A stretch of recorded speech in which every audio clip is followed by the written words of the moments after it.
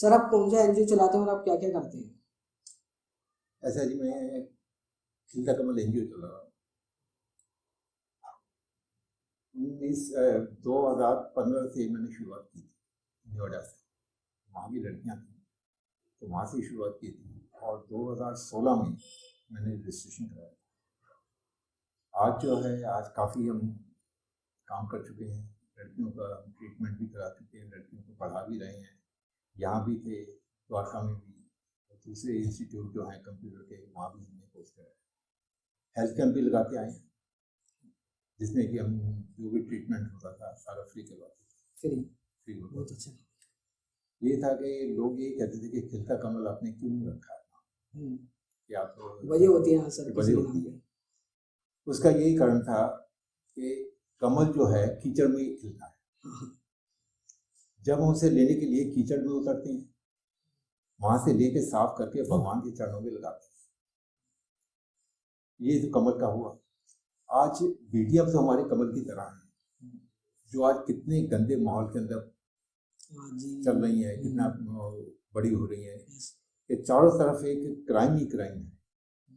तो क्यों ना हम अपनी बेटियों को वहाँ से हटा के एक अच्छी उनको एजुकेशन दिया जाए, एक अच्छा रास्ता दिया जाए ताकि उनकी ज़िंदगी बन सके। तो आज यदि बेटियां जो हैं यदि पढ़ती हैं या अच्छा एक जॉब करती हैं, शादी के बाद यदि कल को कोई दूसरे कोई क्राइसिस आ जाते हैं तो उसको वो संभाल सकती हैं। बेटियां जो है हमेशा बेटियां ही रहती हैं, चाहे उनकी शादी हो जाए या उससे शादी से पहले वो पेरेंट्स के लिए काफ़ी वैसे ही रहती हैं जैसे हमेशा रहती हैं। तो आप सर किस जगह से बिलोंग करते हो? मैं मेरठ से बिलोंग करता हूँ और मेरठ से ही मैंने हाई स्कूल किया, कॉलेज स्टॉप किया। उसके बाद मैं वहीं से इंटर किया। मेरठ कॉलेज से मैंने ग्रेजुएशन किया, बीएससी की। उसके बाद मैंने इंजीनियरिंग का किया, मैकेनिकल इंजीनियरिंग में डिप्लोमा किया और मैं एक शिफ्ट इंजीनियर बन चुका था। फादर मेरे चीफ इंजीनियर थे। जब उनकी डेथ के बाद में मन नहीं लगा कि एक ही जगह मशीनों के अंदर बैठ के हम बैठा करता रहा, तो वो मन नहीं लगा, मैंने वो जॉब छोड़ दी। तो फिर मेरे सामने ये बात है कि जब मुझे कुछ आता ही नहीं था और कुछ, तो मैं क्या करूँ। तो मैंने फिर यहाँ तक कि चपरासी का काम किया, सारे काम सीखे, हर टेबल का काम सीखा और 80 में मैं दिल्ली आया। यहाँ मैं अकाउंटेंट का काम मैंने शुरू किया था। तभी मेरठ से कोई आए मेरे जानने वाले, कहने लगे भाई फाइनेंस कंपनी आई है, फील्ड का काम है, यदि आप करना चाहो तो कर लो। मैंने कहा ठीक है कर लेते हैं, क्योंकि वो अच्छा लगता है कि किसी सीखने को मिलेगा, आपको सिखाएंगे। तो यहाँ मुझे मिलती थी अकाउंटेंट में 1500, वहाँ मुझे मिली 750। बहुत कम थी, पर ये था कि यहाँ कुछ कर सकते हैं। अब वहाँ जब गया तो पता लगा कि 1000 रुपया किराया है, 300 रुपया अपनी उनकी सैलरी है जो मुझे देनी है और चाय पानी का खर्चा अलग था। 4 महीने में टोटल 420 रुपये का काम हुआ था। 4 महीने। अब देखिए कि मैंने कैसे गुजारा किया होगा, पर मन में यही था कि मुझे कुछ करके दिखाना है। जिस शॉप पे जाना, जहाँ जाना, वहीं लोगों ने गाली निकालनी, धक्के देके उतार देना कि फाइनेंस कंपनी है, चोर कंपनी होगी, और ये इस तरह की बातें करते थे। और मेरा यही था कि मैंने आपको ये प्रूफ करना है अपने आप को, मैं वो नहीं हूँ जो वो समझते। खैर 4-5 महीने बाद मुझे 5 रुपये रोज का कलेक्शन का काम मिला, अकाउंट खुला। वो 5 रुपये मुझे 2.5 करोड़ तक लेके गए महीने की कलेक्शन। उस कंपनी को 410 ब्रांचेस हुई ऑल ओवर इंडिया और अरबों का हमारी ब्रांच ने बिजनेस किया, जिसमें कि नेवी चीफ भी थे मेरे क्लाइंट थे, और अनिल कपूर का जो फिल्म स्टार है उनका जो जीजा हैं संदीप मारवा, वो भी मेरे क्लाइंट रहे हैं। मेजर जनरल क्लाइंट रहे हैं, ब्रिगेडियर क्लाइंट रहे हैं, यानी ऊंचाइयों तक पहुंचा और अच्छा पैसा कमाया। 99 के अंदर कुछ मिसअंडरस्टैंडिंग हुई उसी कंपनी से, कंपनी एकदम ही 16 अप्रैल 99 में कंपनी एकदम बंद हो गई और सारा पैसा जो भी हमारा डिपॉजिट था सब खत्म हो चुका। उसके बाद ये हुआ कि मुझे लोगों ने काफ़ी तंग करना शुरू किया कि भाई हमने आपके विश्वास के ऊपर ही पैसा यहाँ इन्वेस्ट किया था, अब दीजिए। तो मैंने उनसे ये की बात की कि देखिए मैं जितना पैसा मैं कमाऊँगा आपको दूँगा, आपकी मर्जी है मुझे करके खर्च के लिए क्या देते हो क्या नहीं देते। तो 11 साल लग गए मुझे उतारते उतारते। उसके बाद ये हुआ कि ये जो क्राइसिस आए हैं, तो यदि मैं कुछ ऐसा काम करूं जो आज जो इतनी हमें गालियाँ पड़ रही थी या जो कुछ हुआ था, तो क्यों ना मैं कुछ दूसरे समाज के लिए कुछ काम करूं। तो 2015 में मैं एक कंपनी ज्वाइन की जिसके प्रोडक्ट लेके मैं वहाँ जाता था नोएडा, करोड़पति पार्टी थी। वहाँ पर मुझे मुलाकात हुई जो घरों में काम करती थी। वो कई बार बात सुनना, उन्होंने मेरी बात सुनी, तो मैंने उनसे एक बार पूछा कि बेटा आपने कुछ करना है या नहीं। तो उनका एक ही था कि गरीब लड़कियों के लिए कौन करता है, हम करना भी चाहें तो कोई नहीं कर सकता। तो ये बड़ा चोट लगी तो हाँ सर, कि बताइए कि जो करना चाह रहे हैं। तो मैं उनके पेरेंट्स से मिला, पेरेंट्स से मिलकर उनको समझाया, उन्होंने कहा ठीक है। उनको फिर मैंने कंप्यूटर कोर्स करवाया अशोक नगर। उसके बाद जॉब लग गई उनकी। तो उसके बाद मैं कहा कि जब मैंने अपनी जेब से कर रहा हूँ तो क्यों ना मैं एनजीओ स्टार्ट करूँ। तो मैंने अप्लाई किया, रजिस्ट्रेशन नहीं हुआ, मैंने उड़ान के नाम से किया था, उड़ान के। तो उन्होंने कहा कि ये तो ऑलरेडी उड़ान के नाम से किसी दूसरे ने शुरू, हाँ, रजिस्ट्रेशन हो चुका है। फिर मैंने खिलता कमल के नाम से किया। उसके बाद ये है कि पूरी टीम बनी, सब कुछ हुआ। और तो उसका जो पहली लड़की थी मनीषा, जहाँ से मैंने शुरुआत की थी, हाँ मनीषा थी, उसका मेरे पास 2017 में फ़ोन आया। वो मुझे सर नहीं बोलती थी, पापा ही बोलती, तो बेटियों की तरह ही हमने रखा है। तो कह रही पापा मैंने जॉब लगी थी और कुछ चोट लगी हाथ में, तो मेरी जॉब छूट गई है। तो मैं उसे महावीर हॉस्पिटल जो है सरस्वती बिहार में, वहाँ लेके गया। तो वो पूछने लगे बताइए कि जब उन्होंने एक्सरे वगैरह देखे हैं तो कहने कौन है, मैं कहा बेटी है मेरी। तो कहने इसे बाहर भेजिए। तो उन्होंने मेरी वो क्लास ली, कहते जब आप बच्चों को लड़कियों को संभाल नहीं सकते तो पैदा क्यों करते हो। कहते इसके ट्यूमर हो चुका है शोल्डर में, उसका हाथ कटेगा। तो मैंने इसे कहा मैं बताइए क्या इसका इलाज क्या है। तो उन्होंने जीटीबी जो शाल गार्डन में है वहाँ उन्होंने रेफर किया। वहाँ मनीष चड्डा थे, उनके पास दिखाया। वो उन्होंने भी यही बात की कि देखिए काफ़ी क्लास ली उन्होंने। मैं कहा देखिए जो कुछ भी है जो हो गया सो हो गया, अब आप ये बताइए कि इसका करना क्या है। कहता है हाथ कटेगा। मैं कहा हाथ तो नहीं कटने दूंगा, अभी 21 साल की लड़की है, बैचलर है, इसका जिंदगी बर्बाद होगी। उन्होंने कहा कि इसका टाइटेनियम का शोल्डर लगेगा। तो मैंने पूछा कहाँ से मिलेगा। तो उन्होंने मुझे सबसे एनक्लेव में कहा कि वहाँ है इनका ऑफिस, वहाँ मिलेगा। एड्रेस नहीं दिया। 3 दिन मैंने एक एक गली ढूंढी, फिर मुझे आके वहाँ से पता लगा कि वो लाजपत नगर शिफ्ट हो चुके। वहाँ किया, उन्होंने कहा ठीक है इनका ऑपरेशन। मैं कहा ठीक है कर दो। मैंने पूछा कि कितना खर्चा आएगा, तो उन्होंने बताया कि 20,000 आएगा। मैं कहा ठीक है जी हम कर देंगे। एडमिट करा दिया मैंने, फ्राइडे को एडमिट कराया। उसके बाद 2 दिन बाद, 1 दिन बाद ही फ़ोन आ गया कि वो शोल्डर काम नहीं होगा, इसमें करीब 30,000 लगेगा। मैं कहा चलो ये भी ठीक है। सैटरडे नाइट में हमारी साइज संध्या चल रही थी, 9 बजे फ़ोन आया कि वो शोल्डर भी काम नहीं करेगा, अब 55,000 कम से कम करेगा। इतना मतलब समय इतना वो कर दिया। मैं कहा बताइए ट्यूजडे का ऑपरेशन है, सैटरडे नाइट में कह रहे हो, उसमें पैसे का इंतजाम कहाँ से करूँगा। खैर ऊपर वाले ने किया, उसका हो गया, टाइटेनियम का हो गया। उसने कहा कि आपका शोल्डर जो है मूव कर सकता है, ऊपर नहीं जाएगा, यहीं तक रहेगा, ऊपर नहीं जाएगा। हमने ऑपरेशन करा लिया, ऑपरेशन ठीक रहा। उसके बाद जब वो ठीक हुआ तो शोल्डर उसका हिलना बंद हो गया। फिर मैं हमारे एनजीओ के वैद्य हैं राकेश मुदगिल, जो ऋषिकेश से हैं, तो उनके पास लेके गया।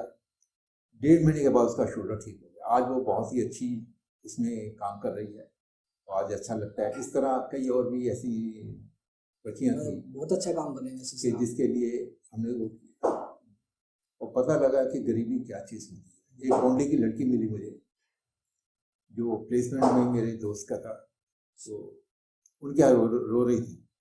तो मैंने पूछा भाई क्यों रो रही है। उसने कहा कि ऐसा है कि मेरे फादर भी कुछ नहीं कर रहे, मदर भी नहीं कुछ कर पा रही, और मैंने अपने बहन भाइयों का जो है ना पेट पालना, तो बताइए मुझे कुछ भी जॉब दे दीजिए। 16 साल की उम्र थी। उसने कहा काफ़ी गरीब है। वो रहती थी कोंडली के अंदर, कल्याणपुर के पास। मैं कहा पहले मैं घर आके देखूंगा कि ये तो नहीं है कि जानबूझ के ही ऐसा कोई चल रहा हो। उसके घर गया हूँ तो पता लगा है कि देखा मैंने कि वाकई पता लगा है गरीबी क्या। उसको मैंने कंप्यूटर कोर्स करवाया, अच्छी जॉब लगी उसकी। फिर वो यहाँ भी आई है ऑफिस में, तो एक अच्छे पोजीशन में वो चीज़ आई। इससे कई ऐसे थे जिनका हमने ट्रीटमेंट किया और आगे उम्मीद है कि आगे भी करते रहेंगे। ये सर्कल करते हैं। कि ये है कि देखिए, गरीबों के लिए कोई नहीं करता, अमीर लड़कियों के लिए तो सारे करते हैं। गरीब यदि टैलेंटेड है, कुछ भी है, उसके लिए कोई कुछ नहीं करता। और हमारा यही है कि हम उनका बर्थडे भी मनाते हैं। गरीब लड़कियां जिनका कभी आज तक बर्थडे नहीं हुआ, उनका हम बर्थडे मनाते हैं। बीमार हो जाए तो उनका ट्रीटमेंट करवाते हैं। यहाँ कंप्यूटर सीखती हैं, और यदि प्रैक्टिस करना चाहें 1 घंटा 2 घंटे 3 घंटे बेशक करो, कोई उसका चार्जेस नहीं। ये सोच के कि आज हम अपनी बेटी के लिए करते हैं, वो भी तो बेटियां हैं, तो क्यों ना हम उनके लिए करें। हमारी बेटियों उनकी बेटियों में फ़र्क क्या है? हम क्यों बेटियों को पीछे रखते हैं? माँ भी तो हमारी कभी बेटी थी। आज हम माँ की तो पूजा करते हैं, तो दूसरी की लड़कियों को हम गलत नज़रों से देखते हैं। ऐसा क्यों? क्यों नहीं हम उसे अपनी बेटी मानते और बेटियों की तरह रखें और उनको आगे बढ़ाने की उनकी पूरी मदद करें। आज भी हम कुछ ऐसे काम करने जा रहे हैं जो हो सकता है रिस्की भी है।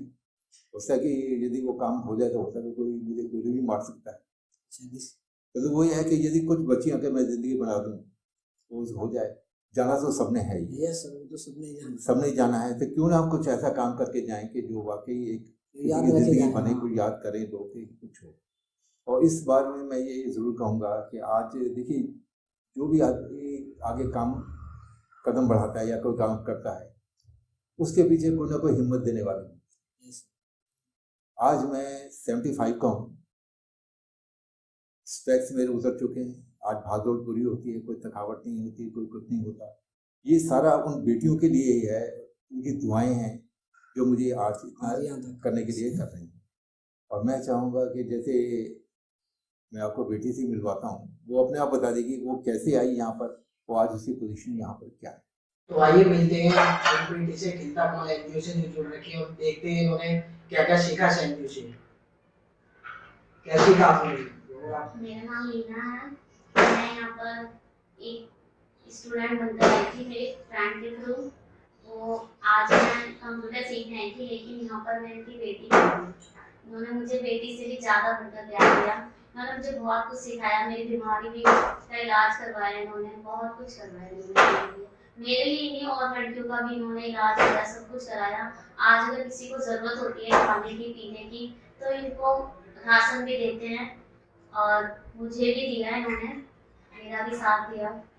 सर आपने बीएससी करी तो आप डॉक्टर भी बन सकते थे, आप इंजीनियर। ऐसा जो मेरे पास सब्जेक्ट थे वो फिजिक्स, केमिस्ट्री, मैथमेटिक्स। डॉक्टर के लिए बायोलॉजी वो मेरे पास। फादर मेरे चीफ इंजीनियर थे, उनका यही था कि मैं भी इंजीनियर हूँ, क्योंकि मेरा इसमें इंटरेस्ट नहीं था। मेरा था कि फील्ड में कुछ करूँ, दूर जाऊँ, नए लोगों से मिलूँ, कुछ सीखूँ, कुछ सीखूँ। जैसे तो फादर जिंदा थे, इंजीनियरिंग बना रहा। उसके बाद उनके डेथ के बाद मैंने छोड़ दिया। फिर ये हुआ मेरे सामने कि मैं काम क्या करूँ, कोई और कुछ आता नहीं था। फिर एक फैक्ट्री के अंदर मैं चपरासी का काम शुरुआत किया। वहाँ मैंने अकाउंट्स का काम सीखा, टाइपिस्ट का काम सीखा।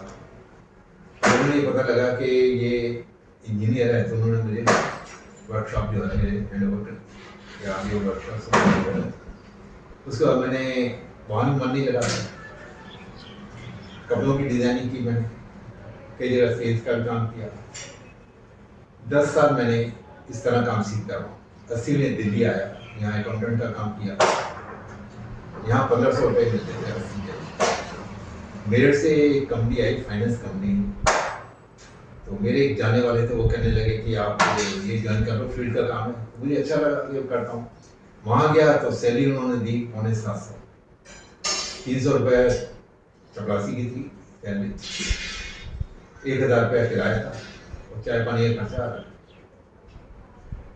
करीब 4 महीने में 420 रुपये का काम हुआ। मालिक भी ये कहता कि मैं यहाँ से प्लांट बंद कर देता हूँ, जब डिपॉजिट ही नहीं आया तो मैं क्या फायदा चलाना। मन में यही था कि कुछ करना है, हिम्मत नहीं आ रही। पहली दुकान पे गया, उन्होंने काफ़ी गाली गलौज किया, धक्के दे के बाहर निकाल दिया कि फाइनेंस कंपनी चोर होगी, आप भी चोर होगे। पर मन में यही था कि मैंने वो प्रूव करना है, मैं वो नहीं हूँ जो आप सोचते हैं। वो मैंने प्रूव भी किया। 4 महीने बाद मैंने 5 रुपए रोज का daily deposit account Krishna Nagar से, शकरपुर से कृष्णा नगर में पैदल जाया था, वो 5 रुपए मुझे 2.5 करोड़ तक ले गए महीने में, जिसमें कि मेजर जनरल मेरे क्लाइंट रहे, नेवी चीफ सुशील कुमार मेरे क्लाइंट रहे, अनिल कपूर का जीजा संदीप मारवा मेरा क्लाइंट रहा, काफ़ी और लाखों रुपया कमाया। अचानक ही 99 के अंदर 16 अप्रैल 99 में कंपनी बंद हो गई, सब कुछ खत्म हो गया। जिन लोगों ने इन्वेस्ट किया था मेरे एजेंट के थ्रू, उन्हें यही था कि शाम वहाँ पर है, हमें कोई डर नहीं। जब कंपनी बंद हुई है तो 11 साल लग गए मुझे उतार होगा।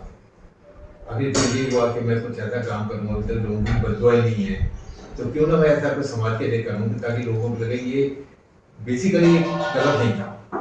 तब मैंने 2015 में एनजीओ स्टार्ट किया, और 2015 में उड़ान के नाम से किया, जो हमें नाम नहीं मिला, फिर हमें खिलता कमल के नाम से हुआ, और 2000 में रजिस्ट्रेशन, 2016 में रजिस्ट्रेशन हुई, और आज हमारा कई अचीवमेंट हो चुकी हैं। लड़कियों के हमने ट्रीटमेंट करवाए हैं, हेल्थ कैंप लगाए हैं, उनको लॉकडाउन के दौरान जो सीनियर सिटीजन थे या विधवाएं थी उनको घर पे जाकर रखा था, और रोज जो है हम 200, 150, 200 लोगों को खाना बांटते थे। यहाँ भी हुआ है, गोविंदपुरी में भी हुआ है, मदनगिरी में भी हमने दिए। यानी कोशिश ये है कि हम हर जगह जाके काम करें। तो सर आप बचपन में पढ़ाई में कैसे थे? मतलब देखिए हाई स्कूल तक मेरे पास बायोलॉजी थी, तो मुझे लगता था कि मैं कभी हाई स्कूल पास नहीं हुआ, क्योंकि बायोलॉजी से नफरत थी, आते नहीं थे। हाई स्कूल में पहली बार फेल हो गया, दूसरी बार मुझे इस सेक्शन के अंदर उन्होंने रखा जहाँ 3 साल 2 साल के फेलियर्स, तो उसी साल ये हुआ कि ड्राइंग लो या बायोलॉजी लो, तो मैंने बायोलॉजी छोड़ी।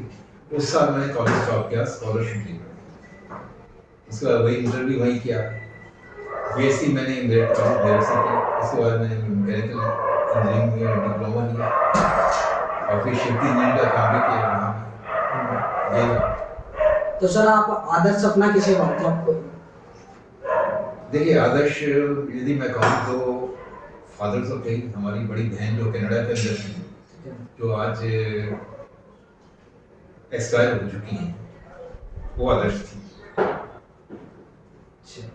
तो सर आज जो एनजीओ है, तो आपका एक एम होता है, किसी का एम होता है कि हम ये करेंगे, तो आपका अंतिम एम होता है, लास्ट एम क्या है कि मुझे ये करना है? जितनी भी बेटियां हैं जो किसी वजह से आगे नहीं बढ़ पा रही, फाइनेंशियल क्राइसिस की वजह से या कुछ भी चीज़ होती है, उनको आगे बढ़ाया। बेटियों की जिंदगी बनेगी तो परिवार जो है वो आगे सुधरेगा। बेटियां तब रहेगी, कल को कोई किसी बेटी की शादी होती है, वो यदि अपने पाँव पर खड़ी हो जाती है तो उस अपनी फैमिली को संभाल सकती है। नहीं तो होता क्या है, क्राइसिस आए, आदमी को शराब पीना शुरू कर देगा, वो सीधे काम करने शुरू करेंगे, तो घर जो है खत्म हो जाता है। आज हम बेटियों को जो है गलत नजर से देखते हैं, ऐसा क्यों है? माँ भी तो हमारी बड़ी बेटी थी, हम माँ की तो पूजा करते हैं, और दूसरी की बेटियों को क्यों हम कर रहे हैं? हमारी बेटी में और दूसरी की बेटी में क्या फर्क है? कोई फर्क नहीं, हमारी सोच में फर्क है। हमने अपने सोच को बदलना है, और समाज में हमने बेटियों को एक जगह दिलवानी है। आज कई ऐसी टैलेंटेड बेटियां भी हैं जो किसी वजह से या उनके फाइनेंशियल क्राइसिस की वजह से वो आगे बढ़ नहीं पा रहे। हमें उनको लेना है और उनको आगे बढ़ाना है, ताकि वो अपनी लाइफ के अंदर कुछ पैसे के नाम कमा सकें। और अभी हम ये सोच रहे हैं कि जो चौराहे पर भीख मांगती हैं उनको वहाँ से हटाया जाए, हटाने के बाद उनको पढ़ाया जाए, तो जिम्नास्ट की ट्रेनिंग दी जाए, क्योंकि रिंग में से निकलती हैं, तो हो सकता है कि यदि उनको एक अच्छी गाइडेंस मिले तो वो हमारी दिल्ली का नाम रोशन कर सकती हैं, एक हिंदुस्तान में नाम अपना बना सकती हैं। वो ज़्यादा अच्छा है कि ये किसी के हाथों में भीख मांगना। वो मैं तो यही चाहूँगा कि बेटियों की इज्जत होनी चाहिए, समाज में मान सम्मान होना चाहिए। बिना बेटियों के इज्जत के कुछ नहीं होता। वो घर नहीं होता जहाँ बेटियाँ नहीं होती, वहाँ खुशियाँ कभी नहीं होती। ये मेरा मानना है, और इसी सोच के साथ मैंने एनजीओ शुरू की, और आज भी मैं इसी में लगा हूँ कि एनजीओ को आगे बढ़ाऊँ, और कम से कम 1000 बेटियां हमेशा हमारे साथ रहें, जो कोर्स करें, आगे निकलती जाएं, और नई बेटियां। ये हमारा एक तो सर आजकल के जो बच्चे हैं या युवा हैं वो इतना सीरियस ही नहीं रहते ना पढ़ाई या स्ट्रगल को लेकर संघर्ष, तो आप उन्हें क्या कहना चाहते हैं लड़कियों को या लड़कों को, लेकिन जिससे वो आगे बढ़े, मोटिवेट हो जिससे? देखिए आज के जो यंग जनरेशन है वो आज का माहौल देखती है, वो ये नहीं देखती कि कल को फ्यूचर क्या हो। फ्यूचर यदि आज वो थोड़ा सा स्टडी कर लें, घूमने में कम टाइम लगाएं या और इधर उधर की बातों में कम करें, अपना फ्यूचर देखें, और जब वो सेट हो जाए तो लाइफ तो पड़ी अपनी एंजॉय करने के लिए। जो काम उन्हें बाद में करना होता है वो पहले करते हैं। जो पढ़ाई का टाइम है उसमें एंजॉय करते हैं, पता लगता है कि नंबर नहीं आए, उन्हें कोई अच्छी जॉब नहीं मिली, जिंदगी भर के लिए वो रोते हैं। अच्छा, ये मैं तो ये कहूँगा कि वो अपने कैरियर के लिए, अपनी फैमिली की इज्जत के लिए बिल्कुल सही रहें, कि माँ बाप की इज्जत सबसे ऊपर होती है। माँ बाप तभी इज्जत होगी जब बच्चे आगे बढ़ेंगे, ईमानदारी से, मेहनत से पढ़ेंगे, और शॉर्टकट से कोई आगे नहीं बढ़ेगा। यही मैं कहूँगा कि यंग जनरेशन ये है कि माँ बाप की इज्जत। तो आज हम राम के मंदिर में जाके घंटे लगाए, घर पे आके कहते हैं कि ये पता नहीं माँ बाप को कब मरेंगे कब नहीं, खाते रहते हैं, फायदा क्या? हम राम को ना माने, राम की माने, राम ने जो कहा है उसे फॉलो करें, वो चीज़ फॉलो नहीं करते हैं। और आज जो मैं कहता हूँ कि जो भी आज एनजीओ चल रही है और जैसे भी हम आगे बढ़ते जा रहे हैं, ये सब बेटियों की तरफ से हैं, जिसे कि कामयाबी मिलती जा रही है, और बेटियों की दुआएं मिलती रहेंगी, क्योंकि बेटियों की दुआएं मेरा मानना है निस्वार्थ होती हैं, उन्हें स्वार्थ नहीं होती, और बेटियों की दुआएं आगे मिलती हैं तो हमारा एनजीओ एक दिन पूरी दुनिया में छाएगा। जबकि मैं कोशिश कर रहा हूँ कि ऑल ओवर इंडिया बेसिस को बड़ी सर बहुत बहुत धन्यवाद आपने खेल के समय देने के लिए। किसी का यदि हमारा वैसे किसी के पास 500 और बेटियां आगे आती हैं, मैं तो एक चीज़ ये भी कहूँगा कि किसी भी कोने में दिल्ली के किसी बेटी को कोई प्रॉब्लम होती है, कोई पढ़ना चाहे, कोई कंप्यूटर सीखना चाहे, हम उसी एरिया के अंदर जो भी इंस्टीट्यूट होंगे वहाँ उनको एडमिशन दूर आने की जरूरत नहीं।